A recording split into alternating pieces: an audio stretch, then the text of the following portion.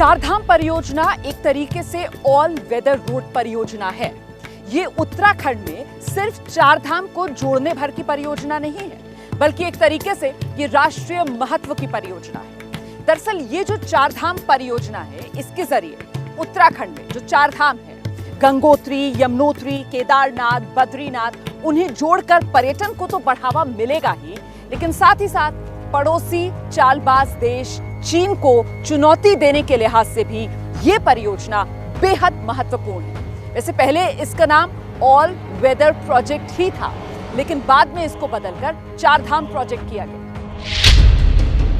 चारधाम परियोजना के तहत भारत की चीन तक पहुंच और आसान हो जाएगी और किसी भी मौसम में भारतीय सेना चीन से सटी सीमाओं पर पहुंच सकेगी। ये इसीलिए जरूरी है क्योंकि सीमा के उस पार चीन भी काफी कंस्ट्रक्शंस कर रहा है।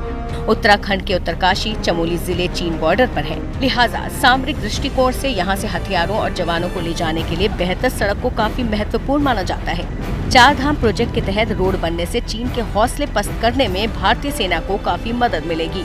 चारधाम प्रोजेक्ट को लेकर सरकार की तरफ से सुप्रीम कोर्ट में अटॉर्नी जनरल के वेणुगोपाल ने कहा था कि चीन की तरफ से सीमा पर हवाई पट्टी, हेलीपैड, टैंकों, सैनिकों के लिए बिल्डिंग्स का निर्माण किया जा रहा है और यहाँ तक कि रेलवे लाइंस बिछाई जा रही हैं। टैंक, रॉकेट लॉन्चर और तोप ले जाने वाले ट्रकों को इन सड़कों से गुजरना पड़ सकता है, इसलिए सड़क की चौड़ाई 10 मीटर की जानी चाहिए। 1962 के भारत चीन युद्ध का संदर्भ देते हुए वेणुगोपाल ने कहा था कि हमारे सैनिकों को सीमा तक पैदल चलना पड़ा था, इसलिए सशस्त्र बलों को स्थिति पर गंभीरता से ध्यान देने की जरूरत है। मोदी सरकार की इस परियोजना में कई दिक्कतें भी आई। बहुत से एनजीओज ने इसे पर्यावरण के लिए बड़ा खतरा बताया। उनका मानना था कि इस प्रोजेक्ट से पर्यावरण को जो नुकसान होगा उसकी भरपाई नहीं हो पाएगी। आखिरकार ये मुद्दा सुप्रीम कोर्ट पहुंचा और सुप्रीम कोर्ट में सभी पक्षों की दलील सुनने के बाद अदालत ने इस प्रोजेक्ट को हरी झंडी दिखा दी। केंद्र सरकार ने मार्च 2020 तक ही इस परियोजना को पूरा करने का लक्ष्य रखा था, लेकिन ये अभी तक पूरा नहीं हो पाया।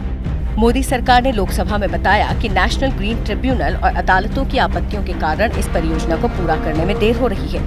NGO citizens for green Doon ने पर्यावरण के प्रति चिंता जताते हुए प्रोजेक्ट को कोर्ट में चुनौती दी थी।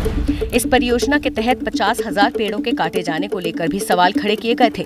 इस प्रोजेक्ट में सड़क चौड़ीकरण के लिए विस्फोट करने के मुद्दे पर भी पर्यावरणविद चिंता और नाराजगी जाहिर कर रहे थे। उनके मुताबिक पहाड़ों को इससे काफी नुकसान हो सकता है। इसके अलावा चौड़ीकरण से निकले मलबे को भी जैसे तैसे फेंके जाने पर भी सवाल खड़े किए गए, लेकिन सुप्रीम कोर्ट ने देश की रक्षा जरूरतों के आधार पर इस प्रोजेक्ट को सही ठहराया। मेरे प्यारे भाइयों बहनों, ये दशक उत्तराखंड का दशक है। ये 10 साल उत्तराखंड के लिए बहुत महत्वपूर्ण है। उत्तराखंड में इस चारधाम परियोजना को इस साल विधानसभा चुनाव से पहले पूरा हो जाना था, लेकिन ऐसा हो नहीं पाया। अब इसकी डेडलाइन जो है उसे बढ़ाकर दिसंबर 2024 कर दिया गया है। लेकिन इतना तय है कि जब ये प्रोजेक्ट पूरा होगा तो फिर ये उत्तराखंड के इतिहास में एक सुनहरा पन्ना होगा और जाहिर सी बात है, इसकी सफलता का सेहरा जो है वो प्रधानमंत्री नरेंद्र मोदी के सिर पर होगा।